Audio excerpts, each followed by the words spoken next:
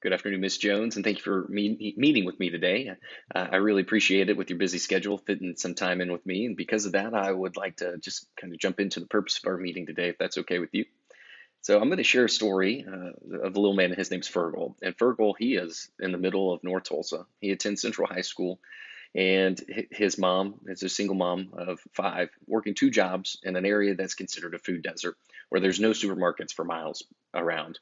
And it's just one of the things that Fergal can do is just help out around the house and do anything he can to help with his siblings. Well, he goes to a school, and that same school in the same area, the same community, well, it doesn't really have all the resources that it really needs. And that's often because it's underperforming, it's underachieving. So the district doesn't give it new updated curriculum on the time and doesn't give them access to new library resources, or even at that, they get things with grants and things that are kind of piecemeal together. So it's not the same. But beyond that, they don't even have the greatest teachers because teachers don't want to go to an underachieving, underperforming school. And so Fergal really has no desire to really be great and do anything great with education. He doesn't really care about school except for it being distraction.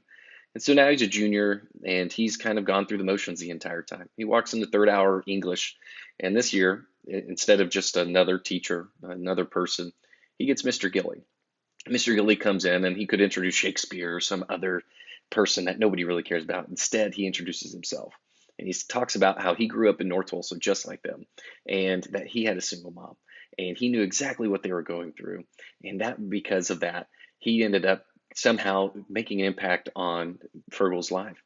The difference between this story and a normal story is that Mr. Gilly is also a Teach for America teacher, and that he recognized that he wanted to make an impact on the lives of students that are just like him, one that could maybe help bridge the gap of education that he thought that he didn't have. And so, with the help of a mentor, Mr. Gilly found a way out. He didn't become one of the 86% of students in these similar areas that graduate high school but never attend a university. Instead, he graduated high school and he attended a neighboring university, and he graduated with a business administration degree. And along the way, he found and stumbled upon a Teach for America recruiter like myself, and he just struck up a conversation. And with that conversation, he's like, I don't know anything about teaching. And they said, don't worry about that. We're leaders, and we're looking for leaders like you, leaders who want to go back into communities and make an impact with students that are underserved and underperforming. And we want to help provide training. We want to offer supports along the way. And then we're going to then help you help create the change within that district and in that school and in that community. And hopefully, with all of that being done, they can make an effective change on the greater community and landscape or even globally.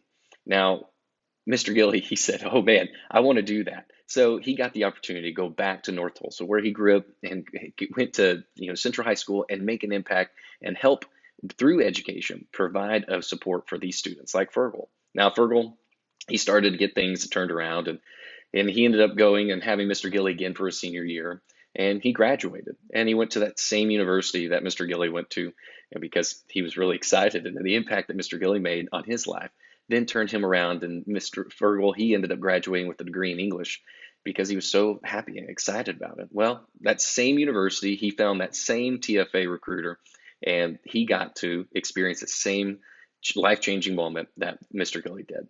Now, you might be asking, like, wow, that sounds all fun and everything like that, but what does that mean for me? Well, it means that for you and me, if we could build a partnership, that through very simple things, then we could even allow other leaders on this campus the opportunity to then make that same impact on other lives and help bridge the gap that we know to be true as well. And we could do that by meeting with student government associations or the fraternity sorority affairs associations or residential life or other student organizations to just offer them the opportunity to see what Teach for America has to offer for them.